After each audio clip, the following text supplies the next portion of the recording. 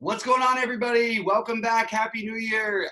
Sheets has been covering for me. I have been doing nothing. This man, I owe a debt of gratitude to him, and it sounds like he's helped a lot of you guys out as well. So happy to be back with him. Sheets, what's going on, man? Can't thank you enough. What's happening in your world? It's really been my pleasure because I've gotten to do stuff that you probably yell at me for. Like I've gotten to when I would go through the slate. Like there was one time where most of the time we went from the back to the front.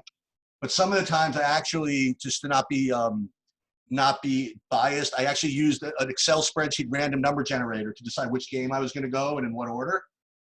So again, like these stuff that you'd be like, dude, can we just like move on with it? I was able to just have a little time to do my stupid stuff along the way. And I got a chance to do stuff that you would have yelled at me for, like tell people that Carmelo Anthony might not be a lock going back to New York. And I was going to get yelled at real hard for like 3 quarters. And he was just killing people in New York for 3 full quarters. And I'm like, oh my God, Bobby is going to just rip through the freaking computer and strangle me for this. And it turns out they just kind of got blown out and Carmelo didn't even show up in the 4th quarter. Thank God.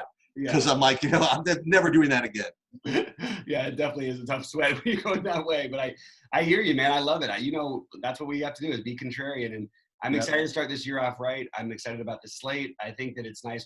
Like we were talking about pre-show, we're getting more focused on just NBA because we don't have as much football, but we do have some. We'll have another show for you guys in a little bit. I'm excited about this slate. Like, give me your overall thoughts on like what, I know things have been a little bit different lately. We've had a lot of injury concerns. This slate feels like there might be some injury questions, but for the most part, I feel like we have an idea of who's playing for the most part. And yeah, I have an interesting view that I never really had before. I hear a lot of experts sometimes talk about this.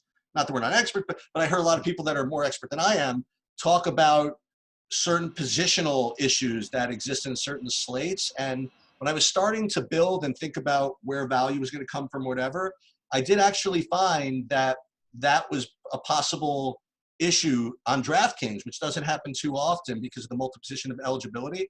So that was one thing that I hope to catch up on. And the other thing is that it looks to be, I don't want to say a straightforward slate, but it looks like you can make cases for a lot of different approaches. And the third thing I would mention is that, I've been really focusing in on that don't fall in love with plays because everything is a factor of ownership. mm-hmm. I also been focusing in on the fact that I feel as though the variation between expected ownership and actual ownership has been really, really wide. So, again, just be careful of thinking that some guy's going to be really chalky when maybe they won't be. And sometimes people might be, you think they'll be low owned, but, in your instincts, if you think, well, how could this guy possibly be low owned? Probably won't be. But I see today there are going to be some plays we look at that look great that for whatever reason aren't owned, and we're going to have to talk about whether that's actually going to be the case. Yeah, it's I think there's a lot of plays, especially because the pricing, I'm just looking at it like it seems so out of whack that it's actually hard. Like it's you have to take that breath and go, okay, we're not looking at the old 5X days. We're looking, we obviously want more as tournament players anyway than 5X, but when you look at it, everybody looks to be a good play. So we're going to have to figure this one out as we go because we can't play everyone. Obviously, that's not a recipe for success. So we should get into it with the first game, I guess, because this is going to be the one I think a lot of people gravitate towards, right? Like we're going to go. Oh, I guess the first one on DK, we do have the Portland matchup, right? That's where. We'll do that one first. Again, I hate to be disingenuous. There is a kind of a big deal today that Kemba Walker is out. So yes. But I'm prepared for that already. But when I said it was going to be straightforward, obviously whenever Kemba's out, am I crazy that for some reason doesn't have like a giant effect on me? Like there's one play that I like because of it, but that's awesome. I don't really know that it makes as big a difference as anybody thinks it's going to make. Anyway, well, maybe it reduces the blowout risk from 100% to 95. There you go. All right. So I guess we can just start with this Portland Washington game, which to me, if you want me to go ahead and go first, again, I don't want to say this seems obvious, but looking at first projections and instinct and all of it, you would think that this is going to be just a tremendous game to attack. It's going to have a really, really big total. The spread is a little bit on the iffy side. It's like 6-7 point spread, but that's not the end of the world, especially when you know who you're going to need from the Washington side to keep it close. So, just kind of looking at this game, on the Washington side, Bradley Beal rates to be a very, very strong play. As far as the ownership I'm looking at, he's not looking to be that popular. I can't quite imagine why. I guess when we look at some of the other plays, we'll probably figure that out. But so in the way I look at him, like, okay, it would be nice if there was other guys on the other side to kind of run it back with to make kind of a correlation thing work. And boy, you know, Lillard projects to be very, very good too. Now I know maybe people might be kind of intimidated by the $9,700 salary, but the reason why that is because he projects well, and this is a Washington matchup, and you know he projects to be a very, very strong play. And I don't know if this could possibly be the case, but one place has him listed as 7% ownership. I just honestly don't see it. But hey, if that's the case, sign me up. The other guys on this team that look to be okay, or McCollum and Whiteside, again, even though they're both priced up, you can see why. So they look to be okay. My one opinion is, you can give me your opinion on this. You haven't been watching the last couple of games, but Simons has been getting more kind of closing run than Bazemore has. Mm-hmm. Even though you wouldn't think that they'd be like competing necessarily for each other's roles. Mm-hmm. I have noticed that they've given Simons a little more run, and he's certainly not shy to get his shots up. Mm-hmm. So between those two, you know, one of them's they're both kind of 3,800. And even though Simons is not projecting to be as good of a play as Bazemore, I do think that upside exists from Simons if you have to choose between the two of them. Not to say you have to choose either of them, but that's my one kind of observation on that. And aside from that, just you know, that I have no like off the board type plays as far as this game goes. Yeah, it's an interesting situation because this is a completely. I mean, obviously we want to attack Washington. This is a crazy high total. The actual spread makes me almost think that what if, I mean, I know Beal's going to play, but it's a little higher than I would have thought on the road. Like, it's pretty weird to see a 7-point spread for a team that's got 14 and 21. I love the idea. I mean, Bazemore makes a lot of sense. I think in cash games you do play him just because the minutes are going to be there. I think you're right. I think that Simons is the better tournament play. He does get the closing run a lot of the time. They both could actually in this situation. It's a weird matchup where everyone is in a great spot, but the pricing they really did for once a good job on one thing, and they priced these guys up, except for obviously the Bazemore-Simons combination. One of those two you should expect to have a really strong game in basically any type of environment here. And I think that I would lean towards Simons because I think you're going to get much lower ownership, and I think you're going to see about the same minutes for Simons and Bazemore. Obviously, if Bazemore's hot or something, you know, things could happen. But it's really hard to love a guy like Bazemore when you are sharing a court with Lillard, McCollum, Whiteside. I want somebody who's going to do some other things as well. Bazemore he can go out there and he can get hot and score you some points. It's not I don't love this play for tournaments for Bazemore. I understand it. I understand if you want to eat the chalk that it's going to be, but I don't know that it's the right thing to do. And I think that if you find your lineup somewhat chalky and you just see one little pivot, I think that playing Simons over Bazemore is the right way to go. Okay. Anything from you on Washington besides Beal? I think that Beal, it's like hilarious. I think that when you look through it, and by the way, I just want to say about Lillard, I was all about my first initial look at the slate was, just overpay for Lillard. Absolutely, 100%. I don't think that's the way I would go after looking at it. There's too many guys who are lower priced that I expect to have basically the same or higher fantasy output without getting hot. And Lillard, if he gets hot, obviously can put up 70. But I don't think that's where I would go. I would much rather play Bradley Beal. I think this price is a joke. I think the minutes projection for him is a joke. I think the fantasy points projection for him is a joke. There's nobody who can match up with him on the other side. If this game stays close, that's going to be the guy. He's one of the best plays on the slate. If he's going to be low owned, I don't know how much I'll end up playing tonight, but he might be a guy I flirt with locking in because I think he puts up 50 here almost every single time. Hey, dude, talk me off of this logic. Not even talk me off this logic. Talk me through this logic. So when I have situations like this, like Lillard, and he's playing in this, you know, nut matchup or whatever, whenever anybody's playing in this nut matchup, I always think about how much that kind of matchup actually affects his upside. Like, for example, there was a game when you were away where Andre Drummond was playing. It might have been Washington, actually. Oh, it was Washington. Where the idea was that boy, they have he has such an easy matchup. There's no one that can stop him getting rebounds. And that's why he was priced up and that's why he was high owned. And my logic was how much more does that actually give him? In other words, in my head, he's already just kind of a lock to get the 15, 20 rebounds or whatever.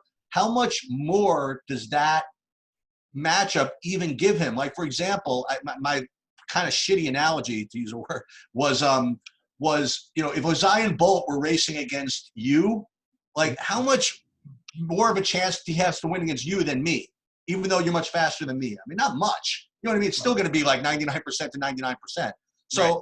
I mean, so what I think about is what about this matchup gives Lillard that upside? And what I was nervous about was it seems as though what Washington does basically just don't guard anybody driving to the rim. So I was thinking about how much of Lillard's production might be increased by when he brings it to the rim as opposed to how much he just pulls back from three. And I didn't really come up with an answer, but it's something I was thinking about especially when you're paying up for these guys. So I don't know. I'm just kind of talking through this. Terrific. No, I actually think these are really good points. My overall philosophy, this is basketball at the end of the day. We're going to treat it like I would a game I was playing in.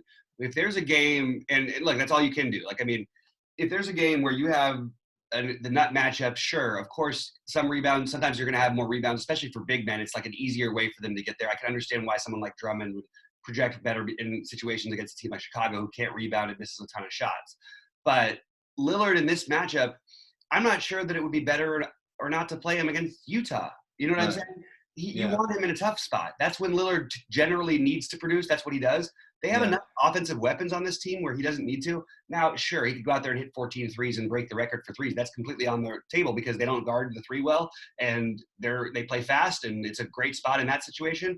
But overall, I think he's getting too much of a boost in price and ownership versus what his production will be compared to other guys. So I think it actually is good to steer away from guys like that as much as you can. And the weirdest part is that Beal, who, 3 weeks ago or whenever I left, or 2 weeks ago for my trip, Beal at 9,500 would have been a plug and play on this slate. And all of a sudden I'm looking at 8,500 at low ownership. To me, it just screams of like much better game theory play. I also think it's a terrific CJ McCollum environment. Like, you're going to have open looks from three. If he gets hot, he could take over the game, which could kill Lillard. I don't know that I want to pay 7-1 for McCollum, but I do think that, like, it's not going to surprise me if he gets 50. So if you find your lineup, like, again, a little chalky, I think McCollum might be the guy who gets a little bit overlooked here because of the lack of giant production. He seems more like a cash game play than a tournament play. But I actually think that if he's low owned, I have some interest in him. Okay. And if Beal's out, I don't even want to know from it. But I imagine at this point he's going to play.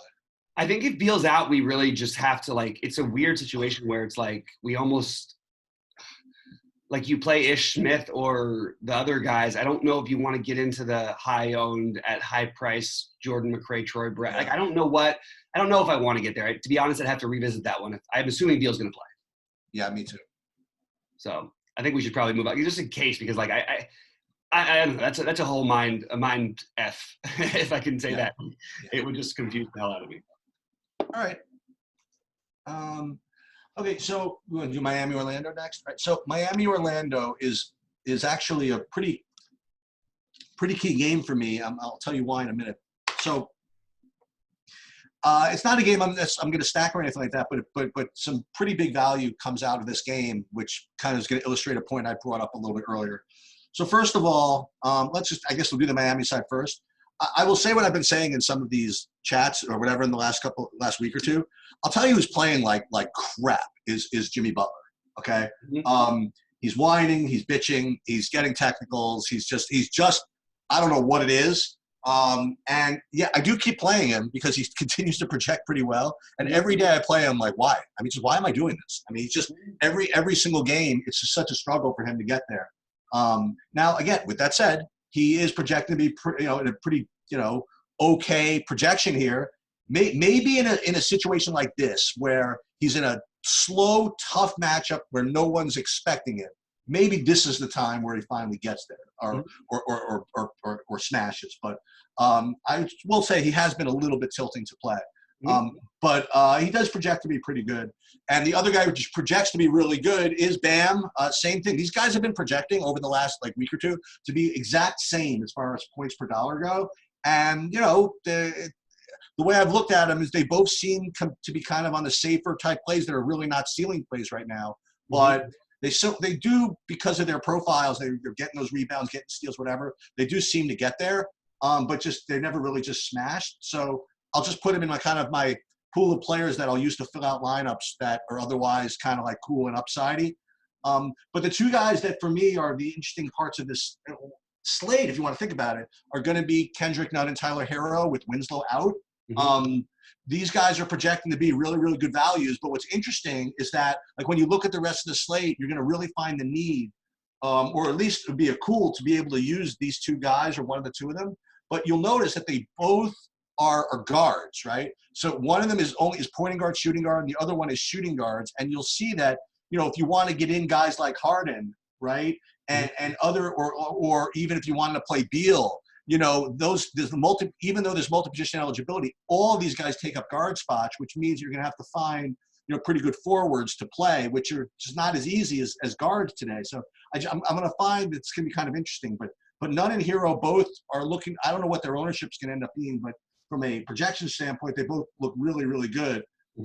And on the Orlando side, you haven't been around, but I don't know if Gordon's back, but people have been speculating these Orlando guards, these Orlando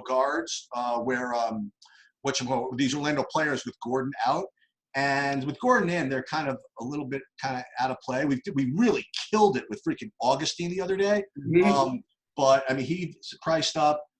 But on the Orlando side, I mean, there's boring Evan Fournier. I don't want to play him. No way. And there's Vooch, who, is projecting to be, again, he's like just one of those guys for me. He's projects to be pretty good. I don't know if he's going to freaking kill anybody. And again, he's kind of a boring play that I'll put in if I want some stability of otherwise upside lineups, but I'm not going to count on him to kind of make me a winning lineup. Aaron Gordon. Now, this is a road I'm going down, by the way, Bob. You're going to have to talk me off this. Okay. But you're really going to hate it. But I'm just kind of off playing guys coming back from injuries. If there are other decent opportunities, with the type of upside I'm looking to get, it just seems as though it's just I can't quantify how much it could affect them. But you just have to think guys coming back from injuries are just worse than guys that are just healthy. Again, all that's kind of a factor of ownership or whatever. But Gordon, I'm probably going to be off of in this game. Well, they are this game at that price, aren't they? A little bit. What's that? They're sort of begging us to play him a little bit with that price, aren't they? That's true too. But and again, what I'm looking at is they're projecting what I'm looking at, maybe 30, 32 minutes. So I guess there might be some upside from that. But I don't know. I don't think that. I think there's just been a lot of high scorers on the slate that I don't think Gordon's going to be that guy, but we'll see. When I just said, if you need like some good forwards, as I just mentioned, maybe he's the way to go. But again, this game for me is a little unexciting. I mean, I'm not going to stack it or anything like that. And nothing aside from the Hero and and the Hero and whatever else I said, Nunn. Those would be my two interesting guys from a value perspective. Yeah, it's a very tough. This is a weird game because obviously the game environment sucks. But it's a terrific, like the pricing on Hero and Nunn with these minutes is really hard to avoid. Like it's hard not to play one of them, even with again, you did a great job mentioning the position scarcity, which it is scarce compared to how strong it is at guard everywhere else, even though there's fine plays. Like if you wanted to do a weird pivot and play a Derrick Jones, this is not a bad time to do it, by the way. You're going to get an athletic guy who's going to play close to 30 minutes at 3.9. That's basically all the argument I have for you. The matchup isn't ideal, and he's going to have low ownership. Hero and Nunn are probably each going to be very high owned. They both make sense as cash game plays as far as I can see. What worries me is just this is not a good matchup. But I think this might be a great – like I think the Jimmy Butler call could be a next level good call. Like it's just you have a great player who's underpriced at a price where like if this happened again right when I left, he would have been 50% owned on this slate, right? Especially without Winslow. And I think what are we going to see him? Probably 15 to 20? Is that about where you'd think? Yeah. Maybe flyer? Who? You talking about Butler? No, I don't even. Not even that high? I don't even think that much. Wow. Okay, so that just makes him an awesome tournament play. Like what's weird is that like he's bordering on a cash game play. and he's going to have zero ownership. And the weirdest part is like his ceiling is so much higher than we're giving him credit for here. Like he can put up 70. I mean, it's in the cards. I'm not saying he's going to do it. If you say so, you know what I mean? Like again, you're right, you know, but, and this is why it's going to be lower than they should be. Cause you got people like me who've been watching him project well, and we've been playing him. But look at his and every game he has like 4 fantasy points after the first quarter. And then he ends up struggling to get there right at the end of every one. So what if he starts off decently? Yep. Let's say he gets one of those 14 fantasy point first quarters. You're looking at 50 probably from this guy. That's what he does. I know Jimmy Butler's MO, and he doesn't take shots early in games. He closes games. We project a game to be close. That's when you want to play Jimmy Butler. Doesn't mean it's going to happen every single time. He's always going to go nuts, but at least it gives you the opportunity. And even in these bad games, I just want to point out, he's still, over the time that I was gone, averaged 43 fantasy points per game, 7,800. So absolutely in play, and absolutely, by the way, in play on FanDuel as well at 8.5. I just think that when people aren't going to go there, I think you nailed it. Like, I really think this might be the spot. We're going to get into some other great plays. This is actually, like, the more I look at it, pretty freaking great slate. You know what's awesome and tilting at the same time about the one of the Butler's games, and this has been kind of a theme since you went away, is basically blowout risk just doesn't exist at all, right? So, like, they were playing at Washington, and Washington had no players. I mean, literally, Beal was out for that game. Washington smoked him. I think no players, and people were afraid to pay Butler because they didn't think that he would get the run because Miami would blow them out. Yeah. And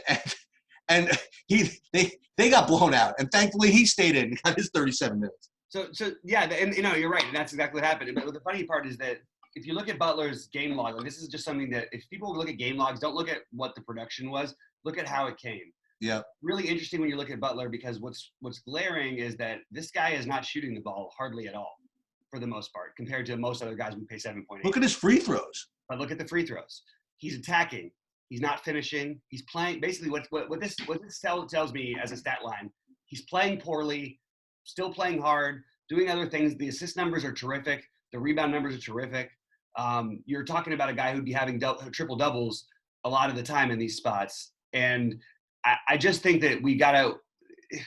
The more I'm going to talk myself into a Jimmy Butler play. Coming off a 2 for 10 game, especially. Yeah, like it just feels like it's a trick almost that he's this cheap. I don't know. We'll get into some other great plays. So, but right now I do have Jimmy Butler as a guy who I want to prioritize, and I don't mind if you want to like play one of hero or none with him. You know, that doesn't seem like logical, but like they're cheap. It's totally fine. And I also think you run it back with either a Terrence Ross or a Vucevic. I think Ross might, like, if he gets too high ownership. I love the price, obviously, but this is not like a great matchup. This is a guy who has to shoot himself into the game against a team that doesn't allow a lot of threes. I actually think Vooch would be the preferred play for me on the Orlando side, because Vooch, again, I don't think has been great, but he's putting up 40 fantasy points every night, not being great. If he's great, he picks up 60.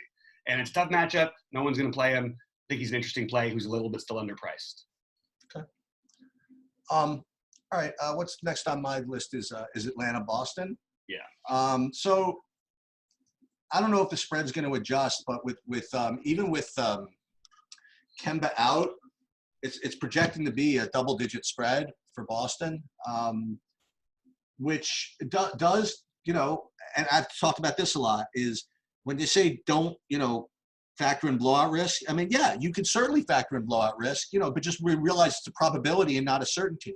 And likewise, even though it's not a certainty, there is a certain amount of risk involved. And what I like to look at is, you know, if you see guys that are good values, what minutes projection are those values based on, right? So I brought it up yesterday. So was it yesterday? Yeah, yesterday I was talking about the day before. 2 days ago, the Bucks are playing, was at home again or at Minnesota, one or the other, but they're playing Minnesota, and Minnesota didn't have any of their players, and they were like a 17-point favorite, right? Mm-hmm. So I suggested that, you know, while there's a lot of blowout risk, let's take a look at this. And Giannis is being projected to play 28 minutes, right? So I'm like, you know, they're really going to like have the superstar play 24 minutes? I mean, is there 4 minutes down? Probably not. And, you know, God forbid this game does stay close. He's got all the upside exists.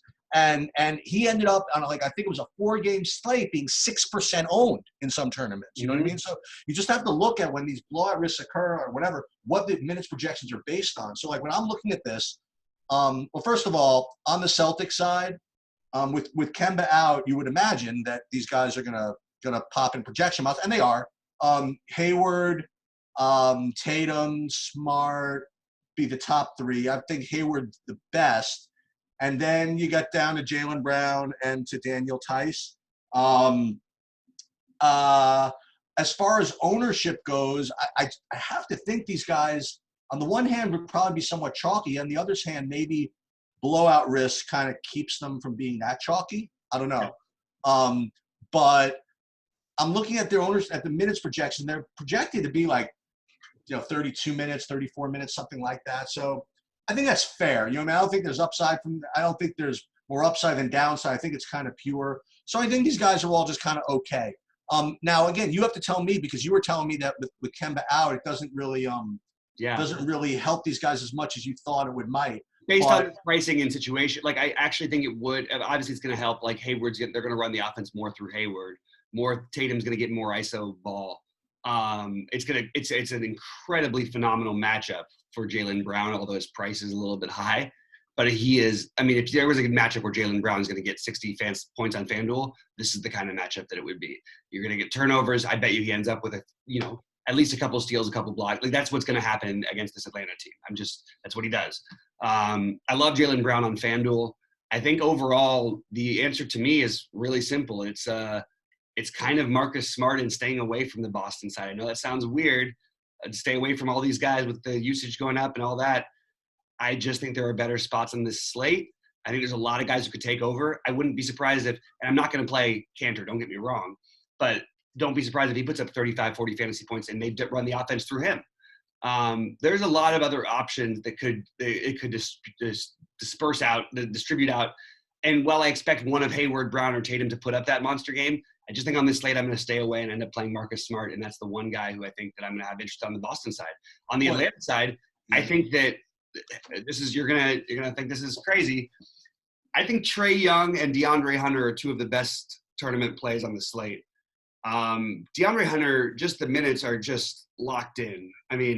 You're gonna get 30+ minutes from a guy. And this is not the same old Celtics defense where they just completely lock down everyone. They've got some good defenders.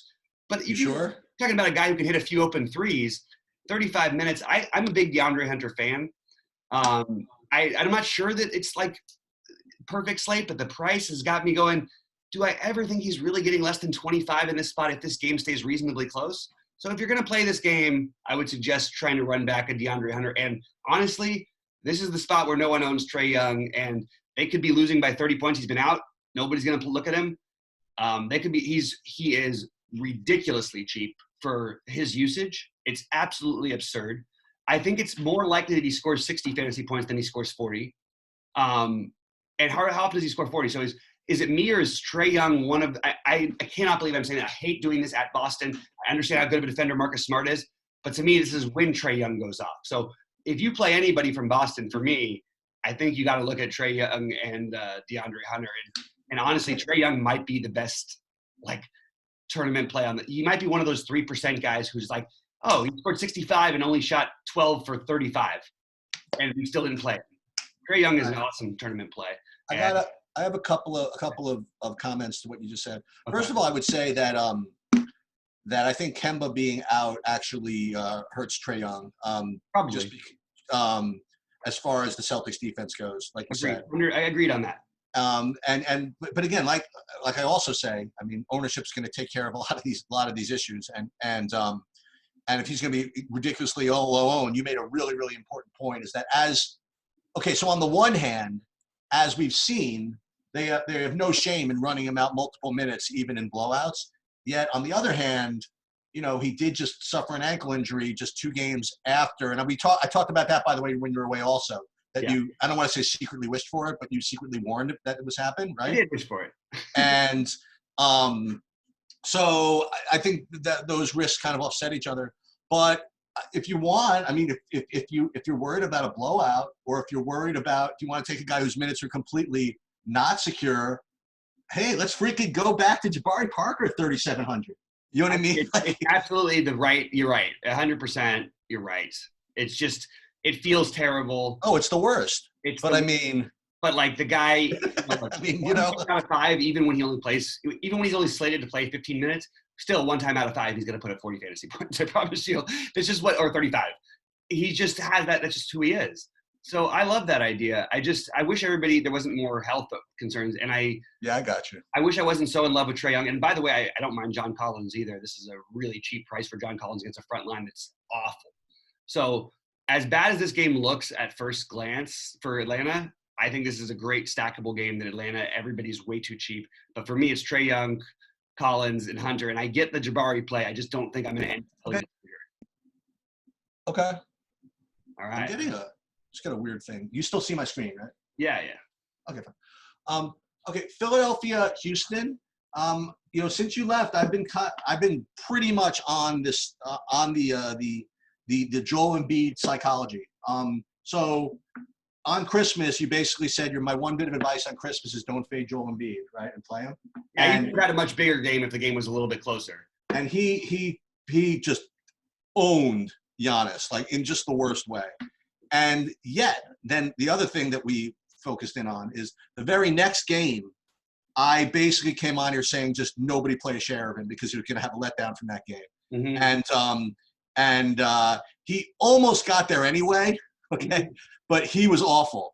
And that was totally be expected. Now he's just kind of back on the train. You know what I mean? Just doing his thing. Mm-hmm. And I don't know if you're still on this, but I'm still of the belief that you could just play him every game until further notice. I believe, look, there's narratives that matter. That was a narrative that mattered, okay? Since the time before that, I think he was averaging 43 fantasy points per game. Since the interview with Barkley and Shaq, I believe he's averaging 54. And in that, there's been some blowouts in there. He's still been under 30 minutes in a few of those games, including the Milwaukee game, which he probably would have put up 75 because he had 45 at halftime in that game.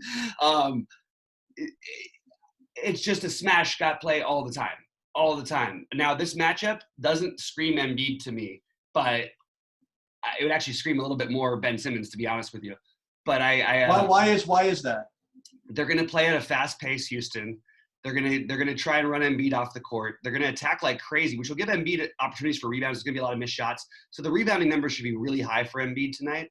But I think the pace of play could actually affect him negatively. Now, I still love him. Don't get me wrong. I'm still thinking about playing him, but I really think that these other guys are a little bit, not mispriced. But it's a Ben Simmons environment. I mean, point guards in general, 7th highest scoring position of any. The Houston Rockets give up the 7th most points to the point guard position. Now, it doesn't matter how good you think or bad you think Westbrook is as a defender. The fact is they play lightning fast, and both guards are willing to overlook defense for offense during the regular season. So that's going to be a really fast-paced environment that's going to lead to a lot of transition, a lot of missed shots, a lot of long rebounds, because there's going to be probably 35 threes or 45 threes taken by Houston. Long rebounds, that screams Ben Simmons. That screams transition. Screams Tobias Harris getting wide open threes. I don't know that I want to play all these guys in this slate because there's a lot of good plays as we talk about, but I do think that the game seems like more theirs. But if it's a close game, we know it's going to be Embiid down the stretch. And tough matchup, but I'm on the same page with I think Embiid's going to get 50 almost every time the game is close unless something weird happens. And I think that there's upside to 80. So why not play him? I just want to throw out there that a completely unknown Ben Simmons might be an interesting way to look. Well, I'll tell you something interesting, by the way, and I hate to leave this, by the way, but you had mentioned, I just don't want to forget this, you had mentioned in the previous game that Marcus Smart was going to be your favorite Celtic. Mm-hmm. I thought that he was going to be my favorite Celtic too, and then you know what I noticed? Again, it's funny just the way it works out, is that Marcus Smart is, guess what?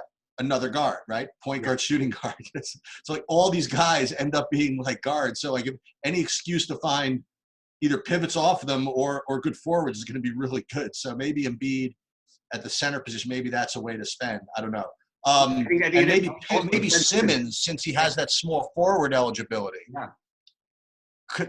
Now you're onto something. So like if you have Embiid at Simmons at 8,100 with upside, with low ownership, and you could put in that forward position, maybe that's pretty cool, actually.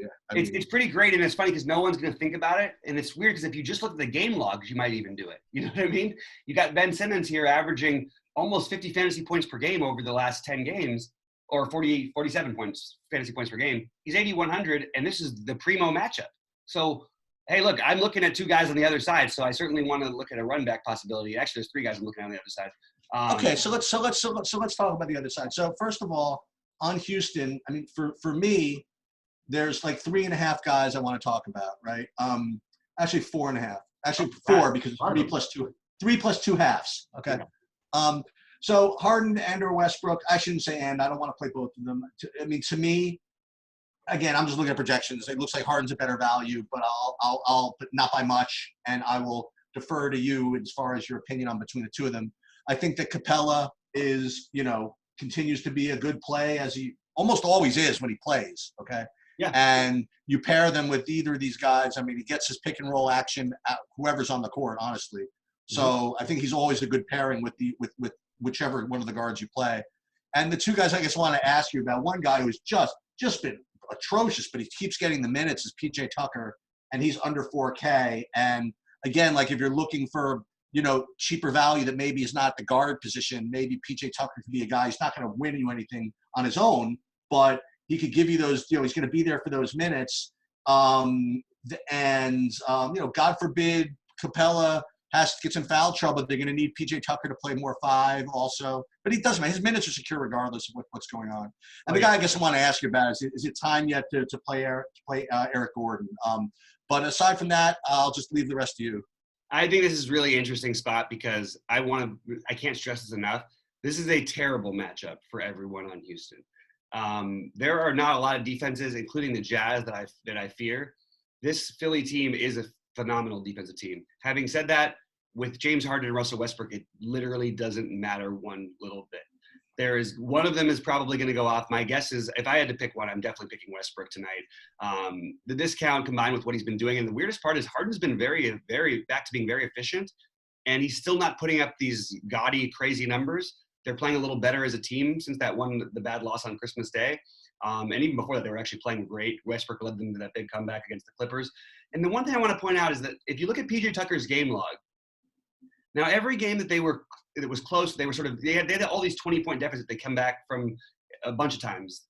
He's basically, it's not that he's always shooting in these situations, but he's putting up 30 basically in every tough situation, and 30 to 40. He's 3,900. It's very interesting. I don't think I can go with the Gordon thing again. I completely get it. I'm going to start playing him a lot. This is not a great matchup for him either, but he's 3.7. I mean, any of these guys make sense just based on the price.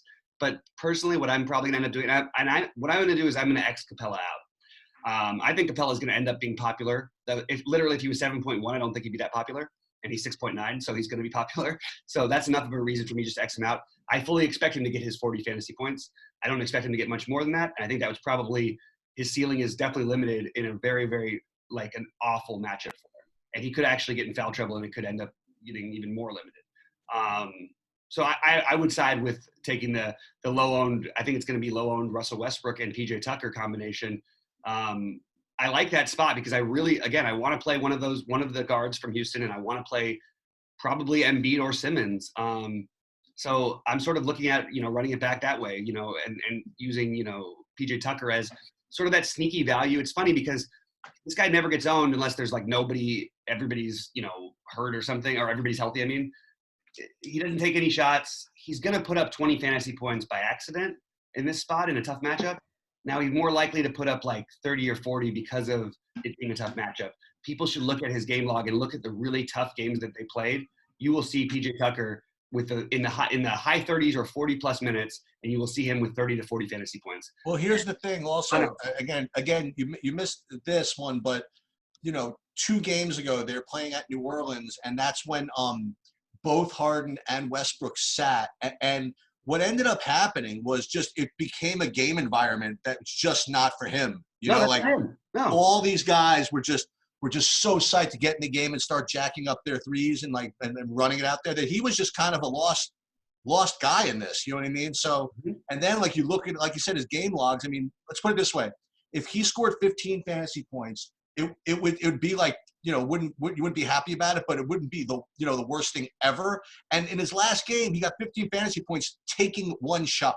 You know what I mean? Right. So the one thing that's good about Tucker is that with Harden and Westbrook in the game, he's gonna get 5 corner threes available to him if he feels like taking them. You know what I mean? So yeah, again, like I like to say, I don't know if I have the same optimism for like a 40 burger, but again, you give me a guy that I need at the forward position for good value.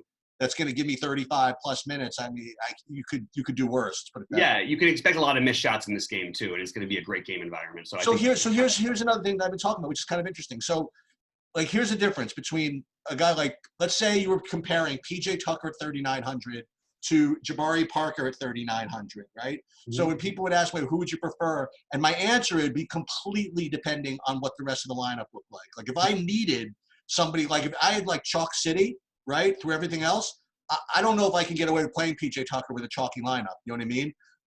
But if I had like a lot of cool other stuff and I just needed 3,900 to kind of save the rest of my positions for me, I mean, that's when I could use someone like PJ Tucker because he doesn't have the 12-minute floor like Jabari Parker does, right? So he's certainly more of a safer type play to put in your lineups. I totally agree, and just to add to that, like I know that we're going along on this stuff, but it's important. Going back to the Simons Bazemore conversation. Yep. Well, Bazemore very well could outscore PJ Tucker tonight. It's odd that Bazemore is going to be a cash game play, and PJ Tucker is a much safer cash game play. You know what I mean? Interesting. It's a weird way of looking at it. So you're getting a cash game play with tournament ownership. And I'm just going to keep reiterating that in these tough games, that's when PJ Tucker has big games because they're going to do everything they can to get the ball out of Harden's hands. They'll probably run a high trap. And if they're not, they'll beg Westbrook to shoot. And Westbrook will be smart enough not to. And PJ Tucker's going to end up I bet you PJ Tucker gets up double-digit shots tonight. And if he gets up double-digit shots, that's automatically a great play regardless of whether he makes any of them, just because that's the right thing to do. So let's play PJ Tucker. All right, sounds good. All right. Okay, so Knicks at Phoenix. So there was one thing I kind of brought up, and maybe you could, not capitalize, but expand on this or whatever. But when we're talking about the Phoenix side, when I look at the projections, once again, I see that Rubio is projected to be kind of a better value than all these other guys.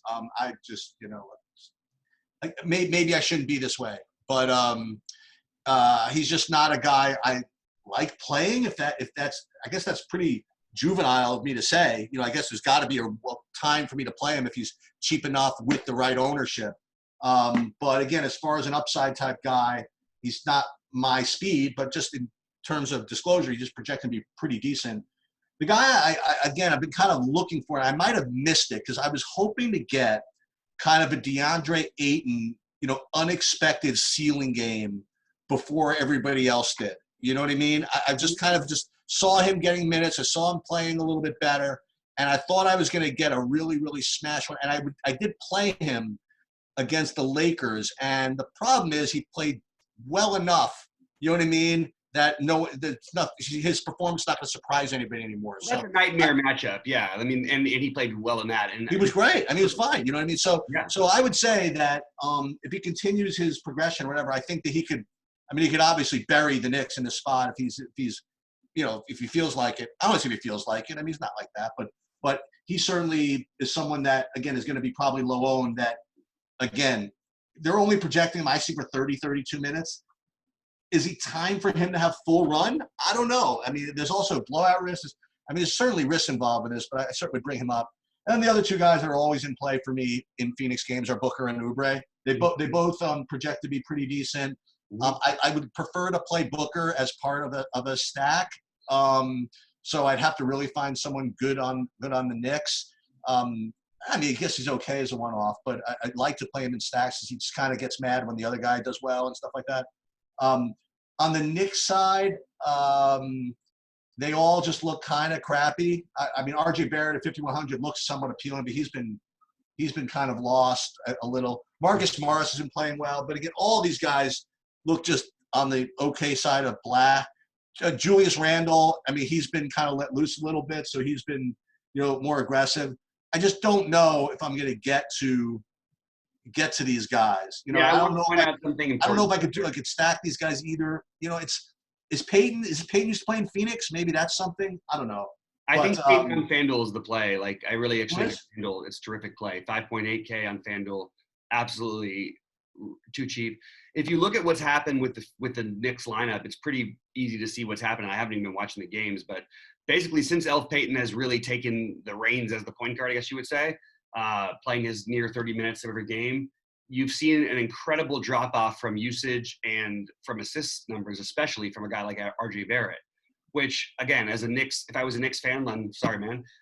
If I was a Knicks fan, I would be furious about this and just want RJ Barrett to take over and literally let the guy have his wild time out there, go through the growing pains, go through everything, get the ball in his hands, let him take over. At this price, I think he's definitely worth a tournament play, but I do think it's really alarming when you watch a guy who was getting, 6, 7, 8 assists, 9 assists in games, and all of a sudden you're having no assists in games consistently. 1 assist, 2 assists, 3 assists, like nothing special. And his usage is down. His shots are about the same, but those assist numbers and the rebounding numbers are way down. So he's not as exciting as he used to be. But again, this is like, he's 5,100, could absolutely get there. I just don't know that I'm going to prioritize it tonight. I think I'm going to stay away from the Knicks. And I think the right move is, for me on the Phoenix side, I want to point out that I do think Kelly Oubre has turned the corner. I've been caught by this twice before with Kelly Oubre. He's also made me a fortune, partially because I've over-believed in him when no one else did. But he has turned the corner. He's become a good basketball player, is what he's become. And he's absolutely a part of this team, which hurts Devin Booker, his fantasy production. But if you look at it, I think Booker is back to just saying, okay, I'm still the best player on this team. You look at the shots lately, 24, 23, 19, 23. We got the old Booker back again, which we love for fantasy. I think he's a terrific tournament play. I don't think you're going to, again, probably going to be lower owned than he should be. There's a lot of great plays in the slate, but if there's one guy who I have to prioritize in this team in this particular game, I think I just have to. All right. So here's the deal. I was going to suggest something to you, and then I just saw something. So what if I told you there was a guy in this game who played 23 minutes in this last game and scored 34 fantasy points? You'd say that's pretty good, right? Yeah. That guy is 3,200 in this game. So I was going to suggest maybe taking a shot at Frank Ntilikina, right? So he had 22 games before in 17 minutes. He had 34 points in 23 minutes. And I would suggest that to you. And then I saw Elf Payton questionable as a game time call as he attends to a personal situation. Ooh, okay. I didn't actually notice that yet. I didn't either. I think the next thing I did is I just reached down to Dennis Smith and see what his situation is. He's not playing. I'm just saying he missed the last 3 games to an oblique injury, still leaving his status up in the air. So this is going to be something that everybody's going to have to watch. Okay, I love this play, and I love it way more if we don't know. I mean, tell me, like right now on FanDuel, I can already tell you that I will have lineups with Frank Ntilikina as my point guard. There is no way we have to take these shots, right? Like, I mean, honestly, it's weird. This team has a bunch of point guards, but they don't really anymore. Like, if DSJ is out and if you get no Elf Payton, my guess is that Elf tries the play for this game, even with a personal matter. But like, what's the personal matter? What does he has to attend to a previous pregnancy in Phoenix or something like that? Like, what is he got to deal with? I mean, we would have that in common. Anyway, no, that's interesting. Yeah, I love this idea, and I think it's actually like there's a next level play for you. Take Frank Ntilikina. Let's see. Okay, so I have another horrible play for you. No. So you know who got run and was just shooting the ball in the last game was Reggie Bullock. Okay. He got 15 minutes and he took 9 shots. I don't know if he's been hurt or whatever it is where he's been. Or he made a season debut. Yeah. I mean, he could. First of all, he could eat into other people's minutes, but they were all too happy to put him in for 15 minutes. So he's somebody that's going to have to be part of everybody's rotation analysis going forward. Yeah, definitely not somebody I'm going to play, but I understand like he's definitely a part of the rotation, which sucks. But he's not a point guard.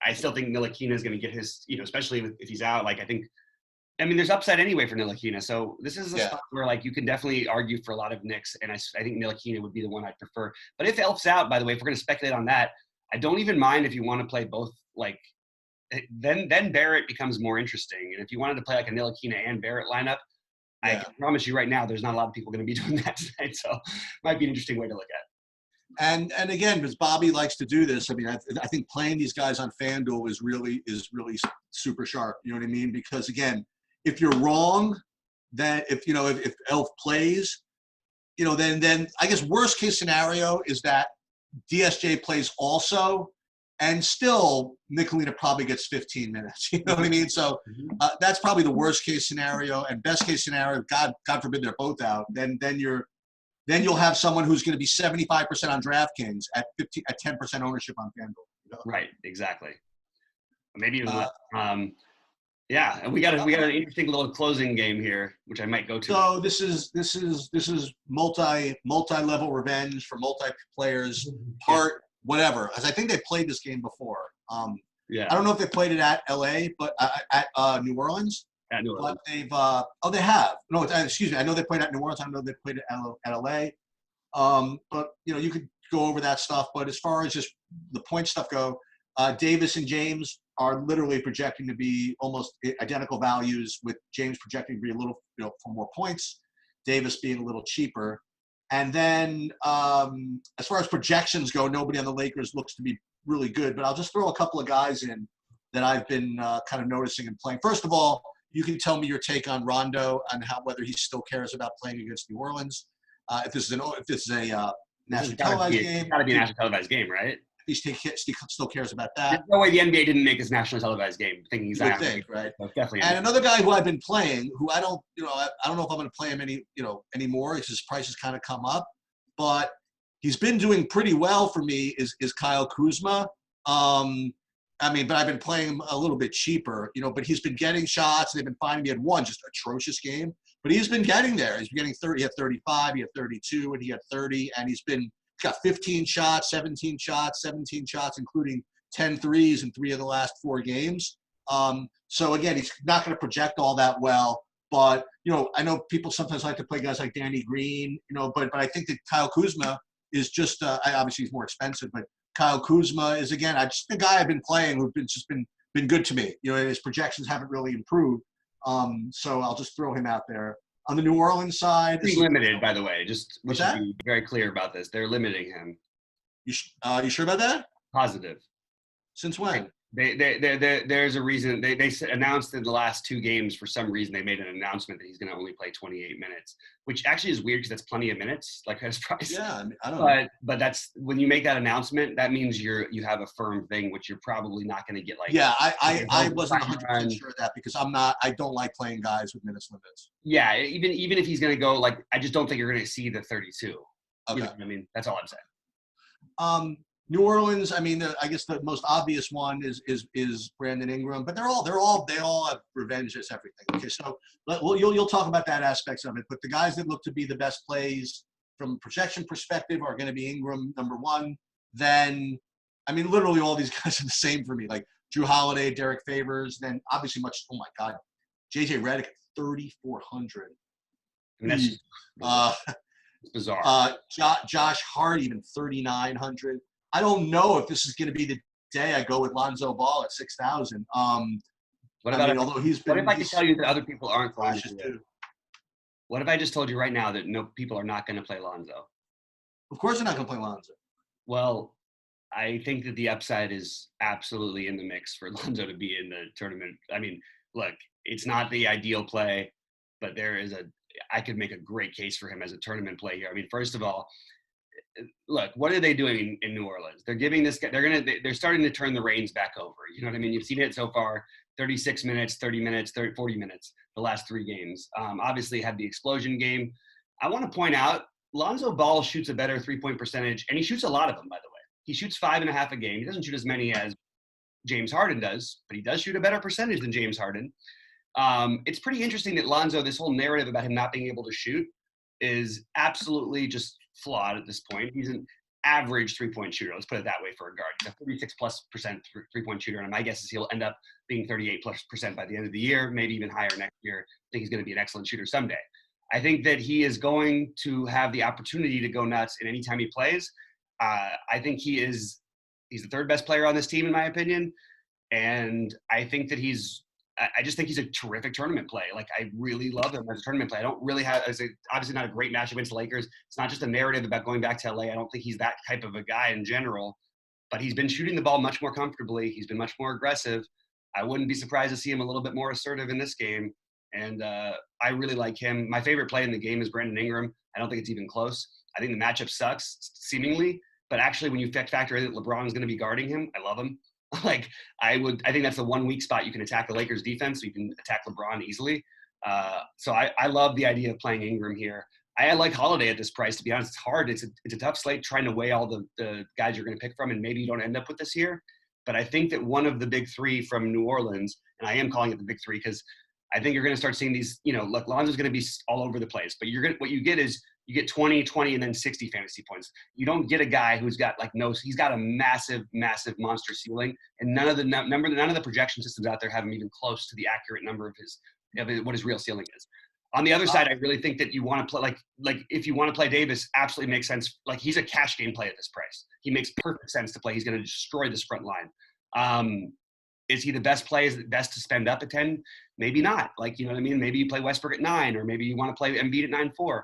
I certainly like those a little bit better, but I definitely see the upside for Davis. And I just think he's going to be so popular, and he's more of a cash game play than a tournament guy for me. I think Rondo, like you said, phenomenal tournament play. High risk, high reward, obviously, but maybe not the right slate even because there's so many interesting plays. But I do think that, you're going to see Rondo with a big game here at least one out of every 4 times is my guess, maybe even higher.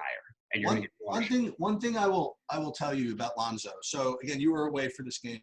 So when he smashed, we had him pretty good actually. And the really sick thing, okay, was that it was a short slate, and I don't want to say nobody played him because it was a short slate.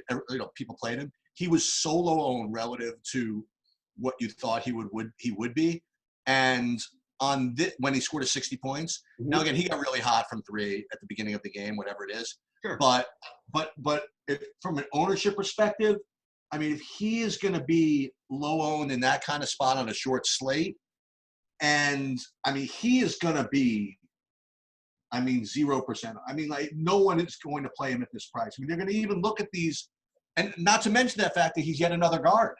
Yep. Right? Yeah. I mean, he's at another guard with no multi-position eligibility. I mean, these other guys are just, people are going to want to play Harden. They're going to want to play Beal. They're going to want to play Westbrook.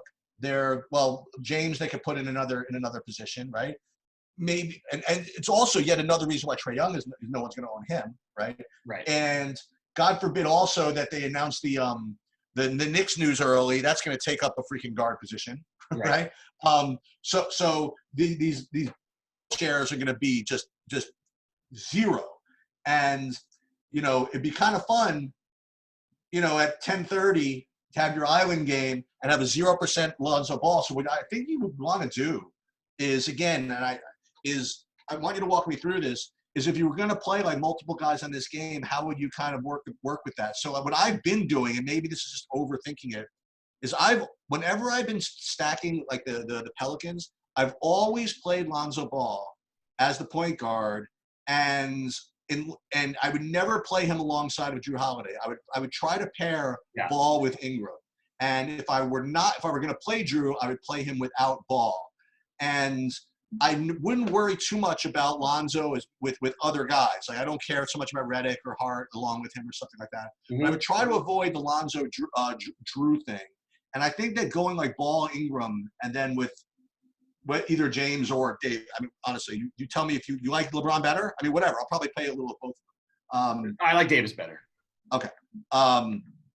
But I like, again, maybe this is very too pure, but I like playing the point guard. I mean, he's just going to get those assists, and he's just going to be a good part of stacks, I think.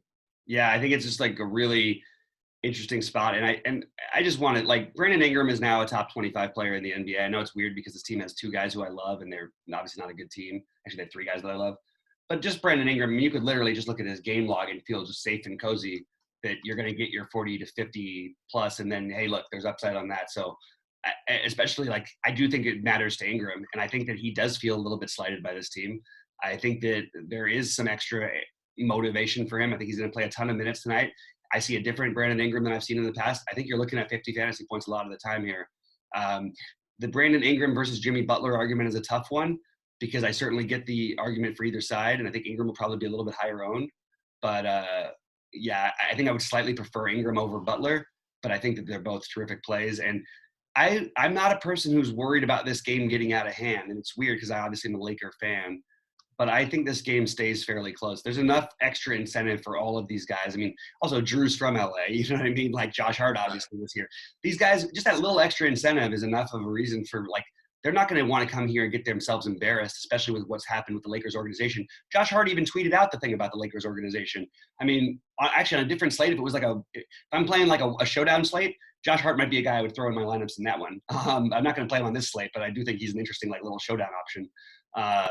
Anyway, I really like this game. I think that I think it's a combination for me of a little bit of Davis and a little bit of Rondo on one side, and then on the other side, I just think it's deciding between those guys. Right now, I have Ingram. I guess Ingram is one. I think Ball is the best tournament play because I think he'll be so low owned. But I do think Ingram is just makes so much sense. You don't have to even like worry about it. Like he's a cash game play at tournament ownership, and he's got a massive ceiling compared to what his price is. You know, this obviously has just no chance to win. But why not? That's what I'm saying. I mean, yeah. What a beauty! Look at this. This has no Harden. This has no Beal. This has no Lillard. This has no Embiid. This has none of our top players. So this has to win, right? Of course, that's the automatic answer. That's right. Right there. So there's the fadeaway winner, guys. We just showed you how to win $100,000. It's a 100% guarantee for me. 100% guaranteed. If you know what, if it doesn't win, you could get your money back for what you paid for this. Oh man. All right. Well, Sheets, this has really been fun. We got an NFL slate we've got to do pretty soon, so let's get over to that one. Final thoughts on this slate, because this is an incredibly fun slate, right? Yeah, and the thing is that I usually at the end of these I kind of know where I'm going, and I just don't yet. It's kind of going to be kind of in a way tilting yet in a way satisfying if what really drives this entire slate ends up being freaking Elf Payton being out, which is certainly possible, because we may have been the first person to come across it. But aside from that, this is going to be one of those that you just are not allowed to be surprised if you lose. In other words, like if you fade Harden, for example, and he breaks the slate at scores 75 points at 10% ownership, you're just not allowed to be upset about it. You know what I mean? Likewise, if you fade Beal, Lillard, and they go off and go to overtime and whatever, you just can't be you can't be upset about it. There's just a lot of ways that this slate can kind of go that make a lot of sense if you just think about basketball. So you just have to just do your best. I don't want to say make so many multiple builds, but just kind of have the confidence that what you're doing has the upside needed to deal with those variations and also be low owned enough that not as many people are on it. I totally am with you. And I honestly think that unless Harden scores 80, I'm not afraid. I've learned enough about lineup construction to realize that even on these nights where, look, I would take the 80, don't get me wrong. These nights, though, Harden scored 89 one night and wasn't on any of the winning lineups, including my own, which I won a tournament for 100,000 that night, because you can win by having a bunch of guys score 50 or 60 rather than having one who scores 90 and one who scores 20. There's plenty of ways to skin a cat. Anyway, I love this slate. I'm just going to highlight a couple of quick plays that I circled while we were going through it that I think are interesting, just specifically as tournament plays. These are not guys who I would make as a core, but you guys you want to put in your tournaments. Obviously, Embiid, Smart is a guy we all know. Jimmy Butler, Lonzo, PJ Tucker, Frank Ntilikina, Ben Simmons is a really interesting, weird tournament play. Joel Embiid separately, obviously, than Simmons. And then you've got the Vooch, Russell Westbrook, and DeAndre Hunter. Just like sort of like, just funny names. Then obviously one of none or hero. It's going to be hard for me to not play one of those guys, I think, with the savings they're offering. All right. Look at that. And likewise, I mean, my final thoughts is the same as always. Just make sure that your lineups, depending on what type of tournament you're entering or what type of thing you're entering, do what you want, are designed to do what you need them to do. If you want to beat you want to win the excellent eights against, 200,000, 100, however many 50,000 people, you have to make concessions and you have to de-chalkify your lineups. You just have to. And that's when you should be erring on the side of either low-owned guys or just high upside, high deviation guys, or preferably both. Where, again, if you are in more single entry stuff, you could be of a little less nuance. Let's put it that way. And make sure that you, again, that you could have some chalk as long as, it's not all chalk. And you could have some low. You don't have to go all 3% owned guys. You could, like, as Bobby, as you've shown so many different times, that you've won tournaments with what looks to be kind of a chalky build. And next thing you know, there's just 2 or 3 little dudes that just kind of just pivot off of it that make the whole thing work. Absolutely. Yeah, man, great to be back with you doing the show. We're looking forward to the football show that we're going to be doing next. Going to upload this one, send it out to you guys so you guys have something to do tonight. Give us a thumbs up, give us the like, hit us up on Twitter, Instagram. We're all back now. We're ready to go. We're ready for the new year. Happy New Year, everyone. For Sheets, I'm BobbyFi. We will be back with you shortly, and thanks so much for tuning in. See you soon.